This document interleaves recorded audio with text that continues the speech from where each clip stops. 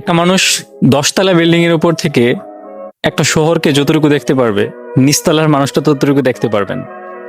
আল্লাহ রসুল সাল্লাহ আলিয়াল্লাম এবং মানুষের মধ্যে জ্ঞানের পার্থক্য, অনুধাবনের পার্থক্যটা তার থেকেও বেশি। রসুল সাল্লাহ আলিয়াল্লাম যখন ওমরা করার জন্য মক্কাতে গেলেন, সেখানে আসলে বাধা প্রদান করা হলো এবং হুদাইবিয়া নামক স্থানে সন্ধি করা হলো। এবং সাহাবাই কেরাম সবাই দেখলেন যে সন্ধির প্রত্যেকটা শর্ত ইসলামের পক্ষে যাচ্ছে না, মুসলমানদের পক্ষে আসছে না।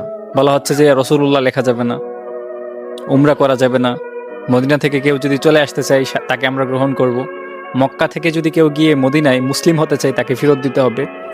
সমস্ত কথা, সমস্ত শর্ত ইসলামের বিরুদ্ধে যাচ্ছিল।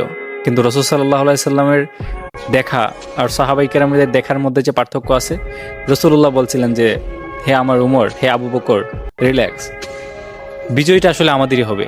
দেখা যাচ্ছে যে কাফেরদের বিজয়, এটাই মূলত ইসলামের বিজয়।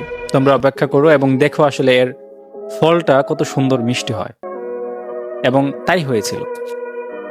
রসুল্লাহ সাল্লাহ আলাইসাল্লাম যেভাবে ফিরে আসছিলেন মক্কা বিজয়ের সময়, সাহাবাই কেরামের দলবল নিয়ে মক্কাতে রক্তপাতহীন একটা বিজয় ঘটালেন এবং পৃথিবীর ইতিহাসে এক অনন্য নজির তিনি রেখে গেছেন।